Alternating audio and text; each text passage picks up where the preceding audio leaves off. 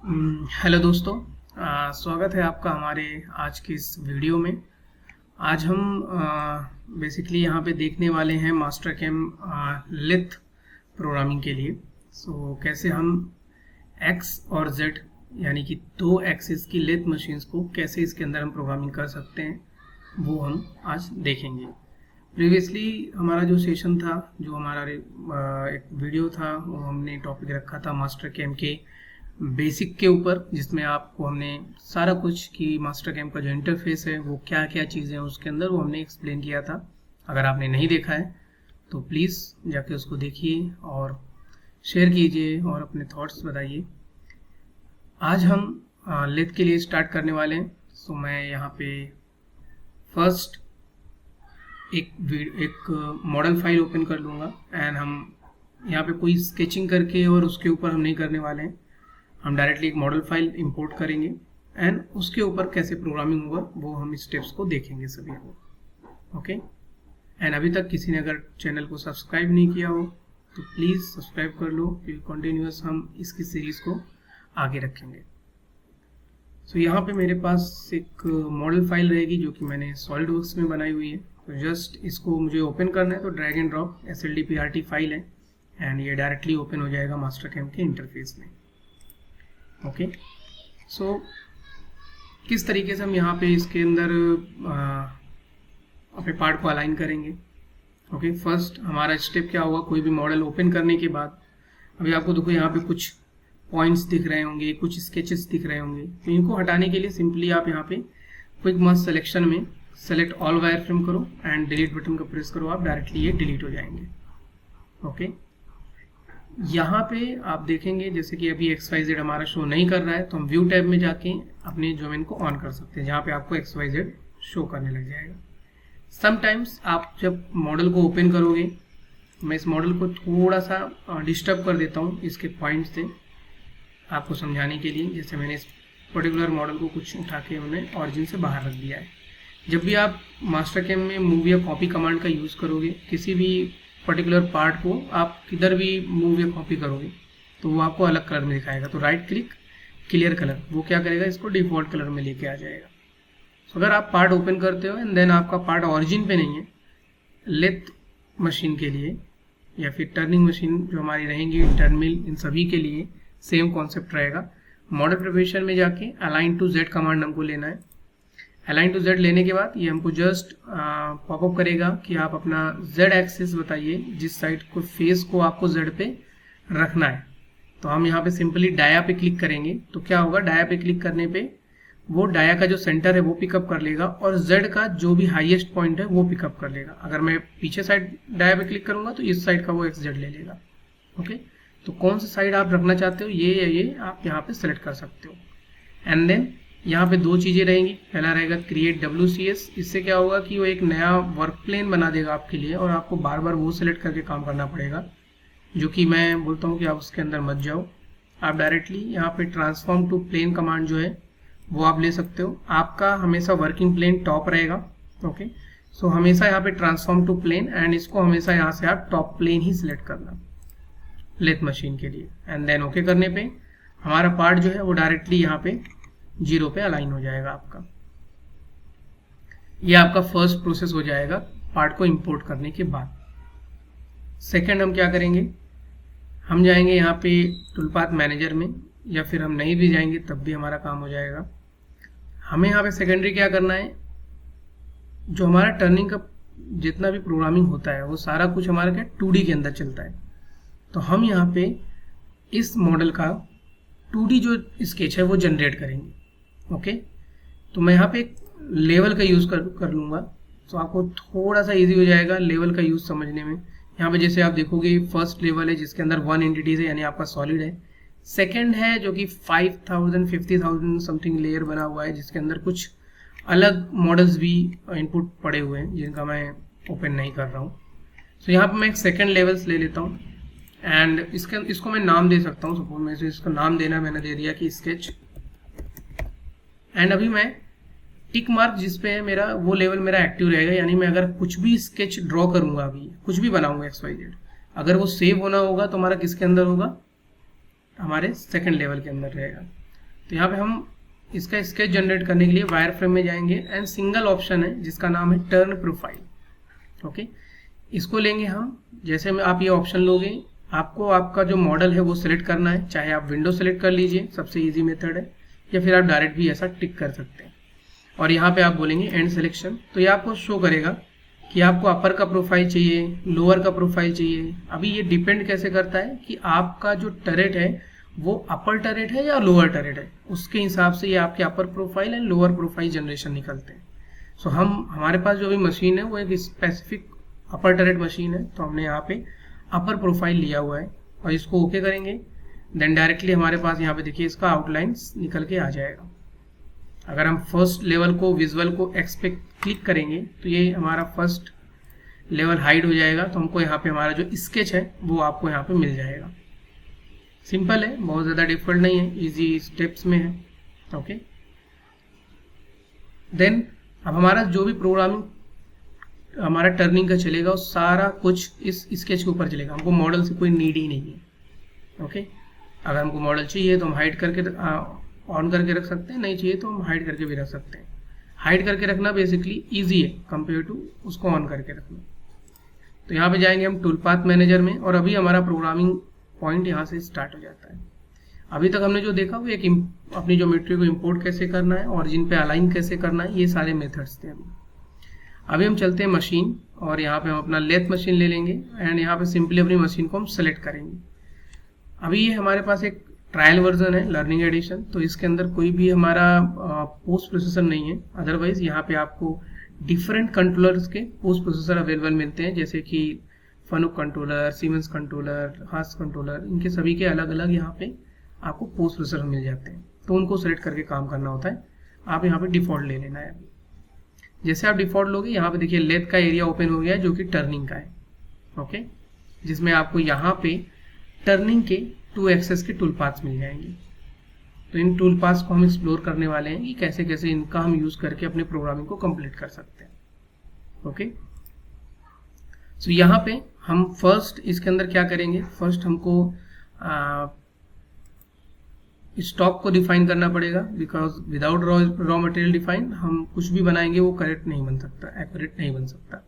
सो हमको फर्स्ट यहाँ पे क्या करना है, स्टॉक सेटअप में जाना है टर्निंग के, और यहाँ पे हमारे पास ये पैनल ओपन हो जाएगा जिसमें आपको स्टॉक सेटअप का पेज मिलेगा, आपका कौन सा प्लेन वर्किंग कर रहा है वो मिलेगा, एंड यहाँ पे आपको मिलेगा कि आपको स्टॉक डिफाइन किस पे करना है, लेफ्ट स्पेंडल और राइट स्पेंडल।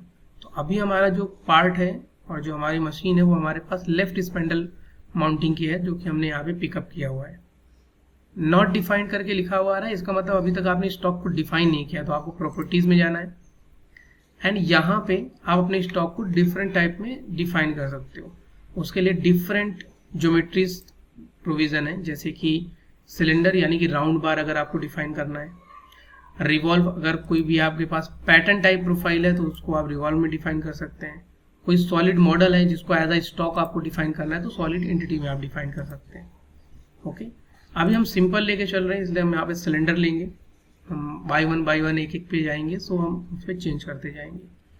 सिलेंडर के अंदर आपको बेसिकली क्या बताना है कि आपका हाईएस्ट ओडी क्या रहेगा, अगर आप आईडी भी रखना चाहते हो तो आप आईडी भी बता सकते हो, और आपका टोटल लेंथ कितना रहेगा ये आपको मैनुअली बताना है, तो आपके ऊपर है। अगर आप मैनुअली नहीं बताना चाहते हो तो सिंपल आप यहाँ पे ले लो मेक फ्रॉम 2 पॉइंट, आपका जो स्टार्ट पॉइंट है वो आप ले लो, यानी कि आपका सेंटर पॉइंट, एंड जो आपका हाईएस्ट लेंथ होगा उसका जो भी हाईएस्ट डायमीटर हो, सम टाइम आपका हाईएस्ट डायमीटर यहीं पे एंड हो जाएगा तब भी कोई प्रॉब्लम नहीं है, आप इसको भी ले सकते हो। तो ये क्या करेगा, टोटल लेंथ यहाँ पे पिकअप कर लेगा, एंड देन फिर आप ओडी पे सेलेक्ट करके आप ओडी का हाईएस्ट पॉइंट बता सकते हो। तो आपका ओडी 120 है एंड टोटल लेंथ आपके पार्ट का ये है। अभी आपको ओडी जैसे आपके पास आ गया 125, तो आप 125 भी इसको यहाँ पे डिफाइन कर सकते हो। एंड आपका जो लेंथ है वो भी 90 नहीं है, 95 है, बट 95 अगर हम यहाँ पे डायरेक्ट लिख देंगे तो वो एक सिंगल साइड में जेड को बढ़ाएगा, जिसके लिए हम यहाँ पे मार्जिन का यूज़ कर लेंगे। मार्जिन का यूज़ करने पे क्या होगा, हम दोनों को अलग अलग फेसेस में दे सकते हैं, जैसे राइट मार्जिन यानी कि राइट साइड का जो फेस है, एंड लेफ्ट मार्जिन यानी कि लेफ्ट साइड का जो फेस है। तो मैंने बोल दिया कि लेफ्ट साइड और राइट साइड में 2.5 एंड 2.5 का यहाँ पे हमारे पास स्टॉक है, जिसको आप प्रीव्यू लेस बाउंड्री करके आप चेक भी कर सकते हो। कुछ इस तरीके से आपका स्टॉक रहने वाला है। ओके करेंगे तो यहाँ पे हमारे पास स्टॉक जो है वो डिफाइंड हो गया है। अभी हम अपने चक क्लैंपिंग को डिफाइन करेंगे कि हमारा चक जो है वो कहाँ तक क्लैम्प करके रखेगा हमारे पार्ट को, तो वो हम यहाँ पे डिफाइन करेंगे चक जॉस के अंदर। प्रॉपर्टीज में जाएंगे तो यहाँ पे आपको ऑलरेडी जो जॉज हैं वो डिफाइंड मिलेंगी। रेक्टेंगुलर, पाई, दो टाइप के जॉज डिफाइंड होते हैं। अगर आपके पास कोई सॉलिड मॉडल्स हैं तो वो आप सॉलिड एंटिटीज के द्वारा यहाँ पे कॉल कर सकते हो। अदरवाइज आपको अगर जो बने हुए हैं उनको आपको कुछ चेंजेस करने हैं पैरामीट्रिक में, इनको भी आप इनके स्टेप्स को यहाँ पे सिंपली चेंज कर सकते हो। ओके, तो ये आप अगर आपको जॉब वगैरह कुछ चेंजेस करने तो आप यहाँ से चेंज कर सकते हैं, उनके स्टेप्स को ऐड कर सकते हैं और भी जॉब्स को स्टेप्स को क्रिएट कर सकते हैं। देन पैरामीटर में जाएंगे तो बेसिकली ये हमारा क्या हो गया कि ज्योमेट्री, हमारे जॉब का ज्योमेट्री कैसा है और वो क्लैम्प कैसा करेगा वो पैरामीटर में रहेगा। आउटसाइड क्लैंपिंग है या इनसाइड, तो मैंने बोला आउटसाइड। एंड ये बेसिकली रेफरेंस रहेगा, जैसा कि अभी हमने अपना जो जॉब का रेफरेंस है वो काउंटिंग यहाँ से रखा है, मतलब यहाँ से वो काउंट करेगा पकड़ने के लिए। फ्रॉम स्टॉक बोल देंगे तो जिससे क्या होगा कि हमारा जो चक है वो ग्रिपिंग बैक साइड से काउंट करेगा। तो बैक साइड यानी कि ये उसका 0 हो गया है, यहाँ से कितना ग्रिप करना है वो आप यहाँ पे डायरेक्टली अमाउंट डाल सकते हो। जैसे मैंने डाल दिया 12 mm प्रीव्यू लेंथ बाउंड्री, तो आपको यहाँ पे शो करेगा वो यहाँ तक उसने ग्रिप किया हुआ है। ओके, सो ये चीज़ आप यहाँ पे उसको बता सकते हो। एंड ओके करने पे ये चीज़ भी आपका डिफाइंड हो गया है।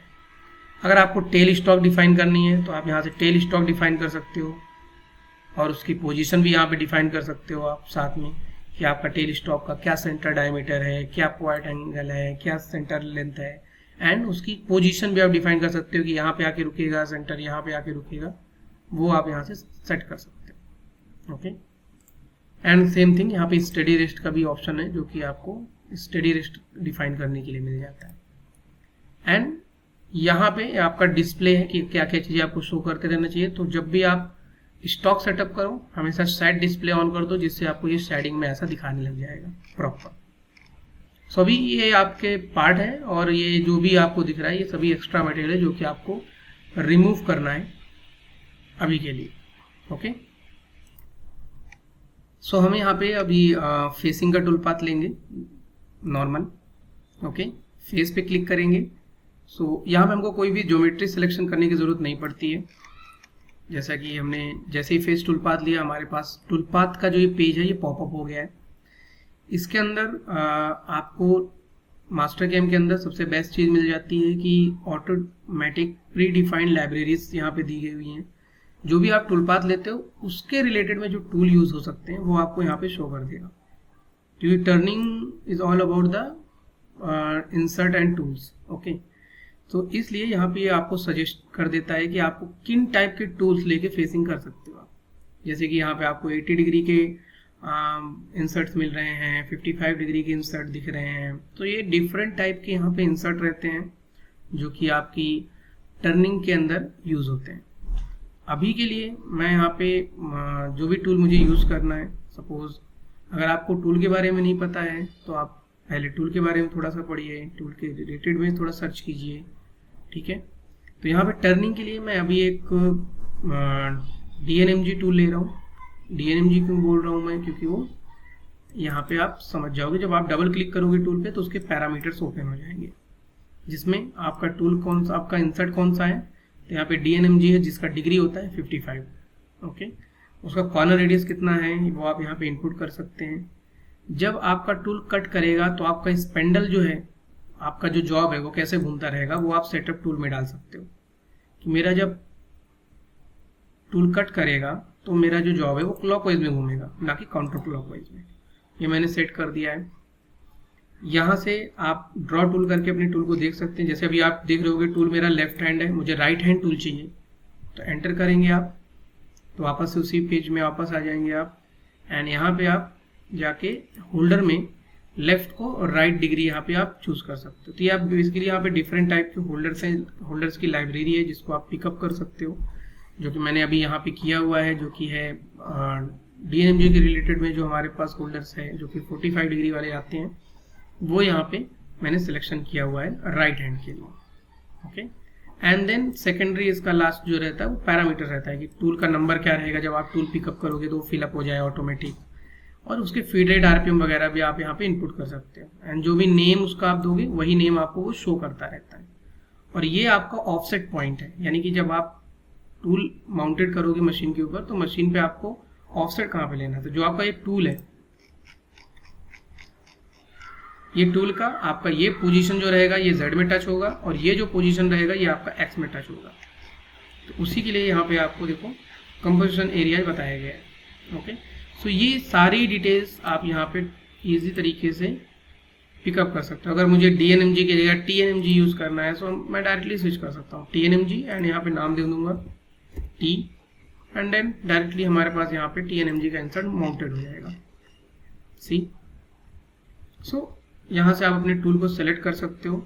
ओके करने पे आपका टूल यहाँ पे बन जाएगा। टूल का नंबर हमने यहाँ पे इनपुट किया था, फीड रेट आप यहाँ पे डाल सकते हो, एंड ऑल्सो आप फेसिंग का टूल पाथ मैं ले रहा हूँ तो आप रफ और फिनिश दोनों फीड रेट यहाँ पे इनपुट कर सकते हो। आरपीएम या CSS किसके अंदर आपका स्पेंडल कंट्रोल रहेगा वो आप यहाँ पे दे सकते हो। RPM revolution per minute, and CSS constant surface speed control.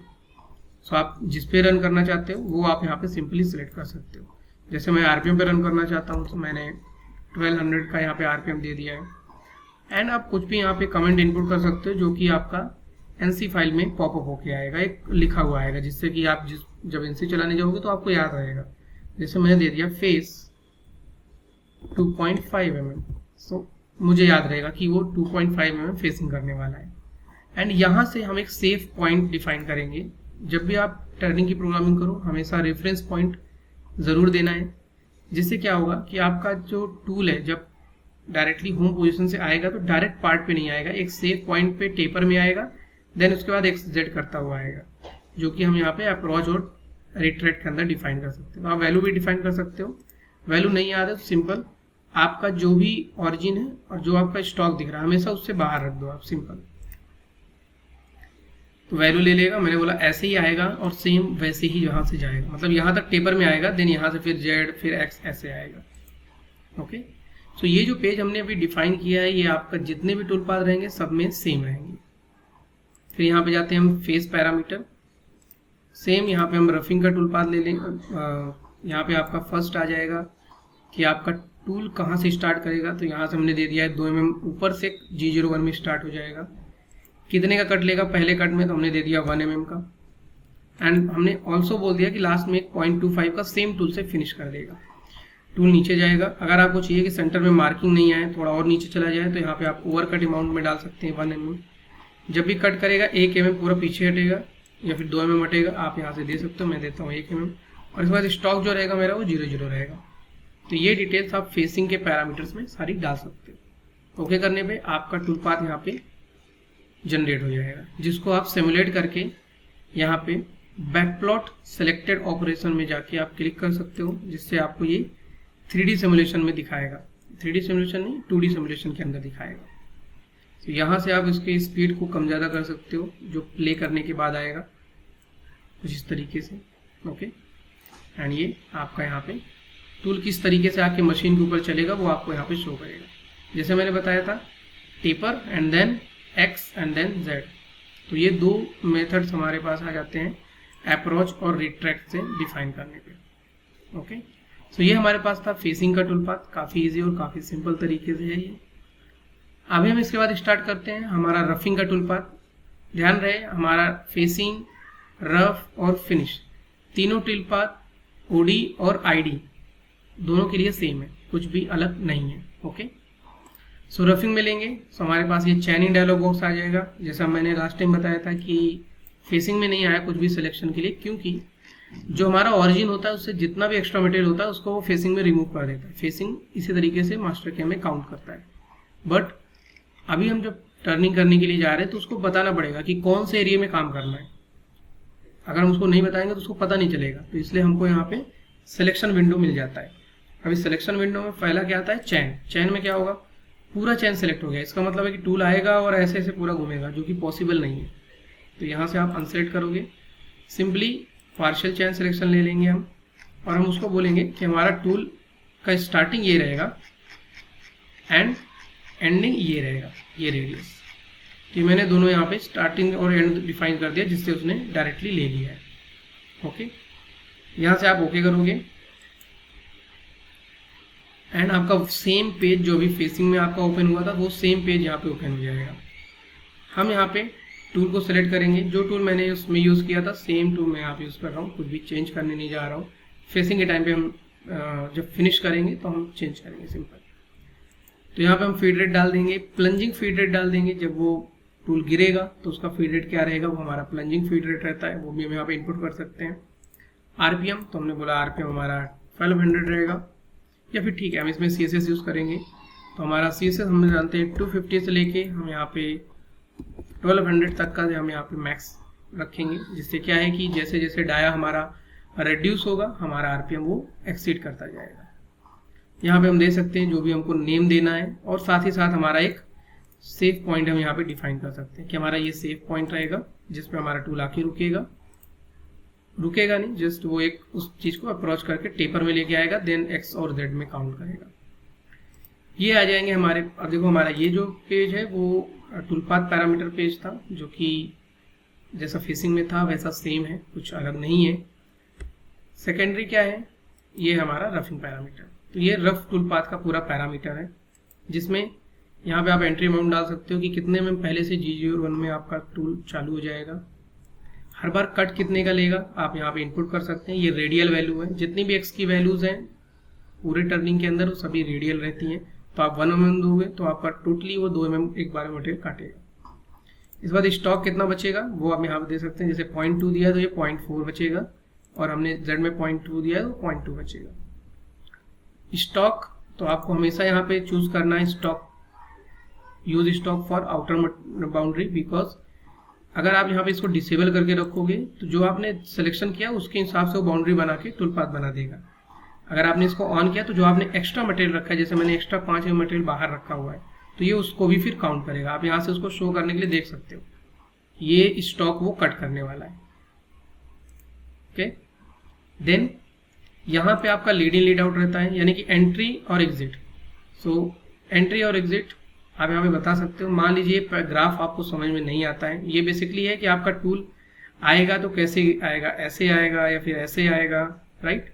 तो अगर आपको नहीं समझ में आ रहा है तो इसको ऑटोमेटिक पे रख दो और इसको डिस्टेंस डाल दो, आपके 0.5 पहले से G01 में चालू हो जाएगा। सेम थिंग यहाँ पे lead in and lead out. तो ये मास्टर गेम क्या करेगा, उस चीज़ को खुद अपना टेक केयर कर लेगा कि किस तरीके से उसको एंट्री और एग्जिट लेनी है। एंड देन यहाँ पे प्लंजिंग पैरामीटर आता है। तो अभी हम स्ट्रेट टर्निंग कर रहे हैं, यहाँ पे कोई प्लंजिंग नहीं है। अगर कुछ प्लंज एरिया रहते हैं यानी कि कुछ अंडर कट रहते हैं तो हम यहाँ पे सेकेंड ऑप्शन पे जाते हैं। तो इसको हम यहाँ पे ओके करेंगे एंड देन ओके करेंगे तो हमारे पास यहाँ पे रफिंग का जो टूल पाथ है वो बन के रेडी हो जाएगा। इसको भी हम यहाँ पे same back plot selected operation करके एंड प्ले करके देख सकते हैं किस तरीके से कटिंग करेगा। एंड यहाँ पे एक्सपेंड करने पे आपको यहाँ पे इसके अंदर इसका साइकिल टाइम भी मिल जाएगा कि क्या एक्चुअल में इसका साइकिल टाइम होने वाला है।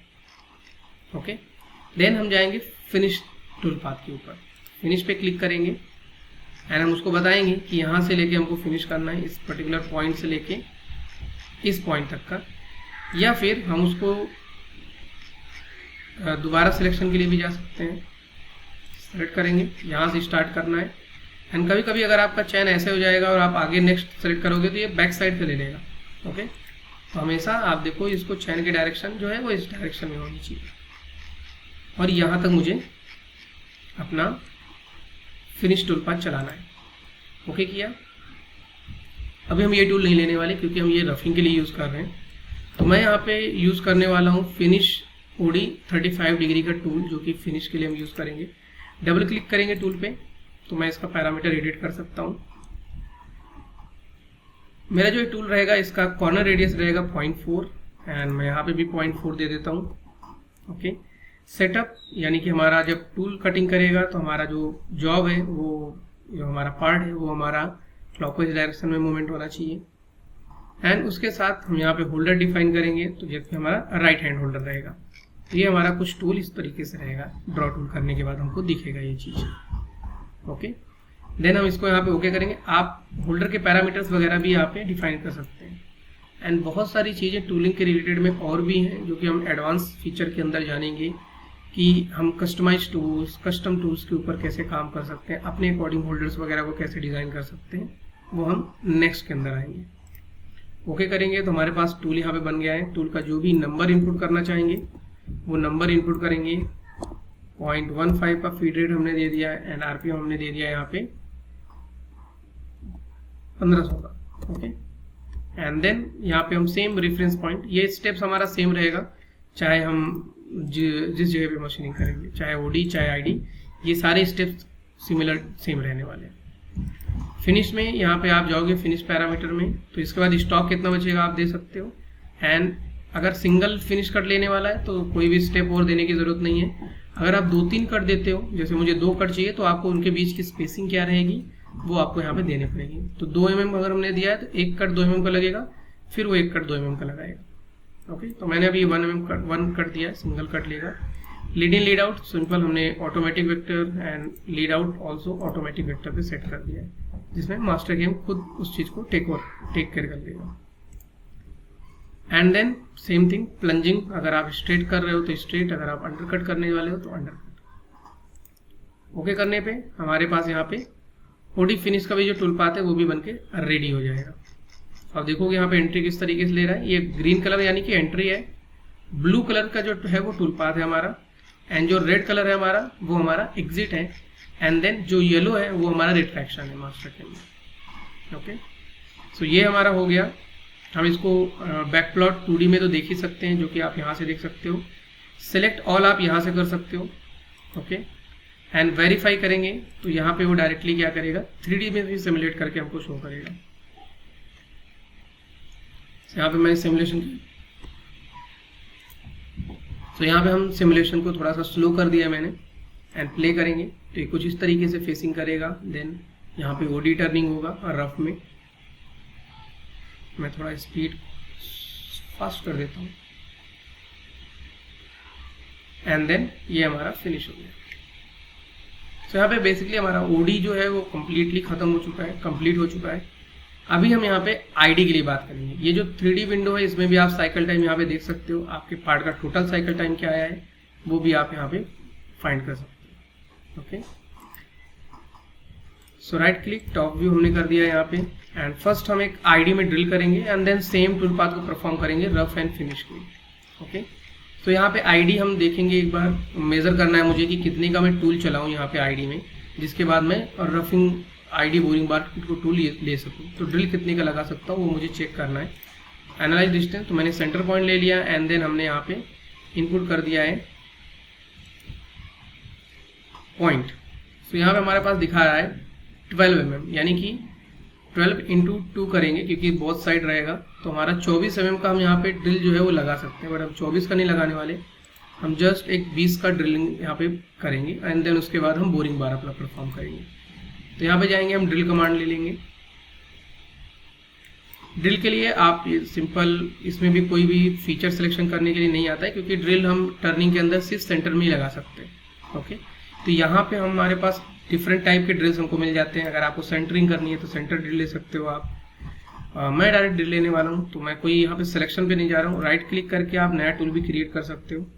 तो मैं गया क्रिएट टूल, मैंने बोला कि मुझे ड्रिल करना है, एंड यहाँ पे आप सेंटर ड्रिल बनाना चाहते हो या ड्रिल बनाना चाहते हो, मैंने बोला ड्रिल बनाना है मुझे, जिसका डायमीटर रहेगा 20, एंड ओवरऑल ड्रिल का क्या साइज रहेगा वो आप यहाँ पे डाल सकते हैं। आपको यहाँ पे सेक्शन में देखो आपको दिखाया है कि टोटल ड्रिल की कितनी लेंथ रहेगी, तो 125 है यहाँ पे, एंड ड्रिल का टिप एंगल कितना है, तो 118 का यहाँ पे हमारा टिप एंगल है। ओके, एंड देन होल्डर हम जाएंगे, तो होल्डर के अंदर हमारा टोटल होल्डर के साथ हमारा टूल का माउंटिंग कितना रहेगा। सो हमेशा ध्यान रहे जो हमारा टूल का टोटल लेंथ है उससे थोड़ा प्लस रखना है। जैसे मैंने यहाँ पे रख दिया, हमारा टूल का टोटल लेंथ है 125, तो मैंने यहाँ पे होल्डर के साथ उसका टोटल डिस्टेंस रख दिया है 200, एंड 54 mm वो क्लैम्प कर लेगा। तो आप ड्रॉ टूल करोगे तो यहाँ पे दिखेगा ये आपका होल्डर है, ये आपका टूल है। ओके, अब इसको 125 है तो यहाँ पे हम इसको रख देते हैं 75, तो यहाँ तक आ जाएगा। अब कितना आपको अंदर लेना है वो आप यहाँ पे ग्रिप कर सकते हो। जैसे मैंने दे दिया कि भाई 20 mm वो ग्रिप कर लेगा, 25 mm। कुछ इस तरीके से हमारा होल्डर हो गया और ये हमारा टूल हो गया। ओके करेंगे तो हमारा यहाँ पे टूल जो है बन के रेडी हो जाएगा। टूल का नंबर एंड यहाँ पे हम 0.1 का फीड रेट दे देंगे ड्रिलिंग के लिए एंड 300 या 350 का आरपीएम दे देंगे यहाँ पे। एंड सेम रेफरेंस पॉइंट भी ऐड करेंगे। अभी रेफरेंस पॉइंट हम डायरेक्ट ऐसा सेलेक्ट नहीं करेंगे क्योंकि ये एक्स भी ले लेगा, तो ड्रिल के लिए एक्स की कोई रिक्वायरमेंट नहीं है क्योंकि उसको कट सेंटर से करना है। तो हम यहाँ पे एक्स बंद कर देंगे एंड सिंपल हम यहाँ पे जेड को कॉपी कर देंगे। ओके करेंगे तो ये हमारे पास सेम पेज कंप्लीट हो गया।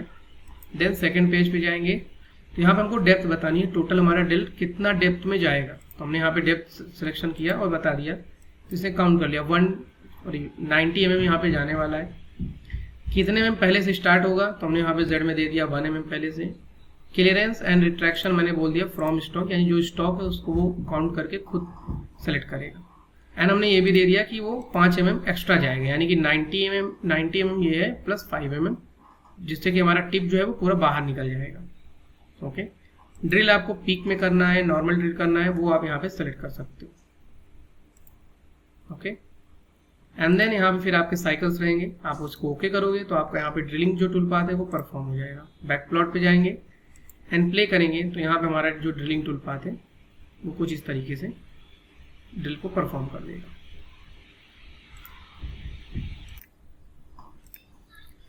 सो आफ्टर ड्रिल हमको आईडी का ऑपरेशन परफॉर्म करना है। आईडी में मुझे रफ करना है कुछ इतने एरिया तक के लिए, तो सेम ऑप्शन हम यहाँ पे यूज करेंगे रफिंग।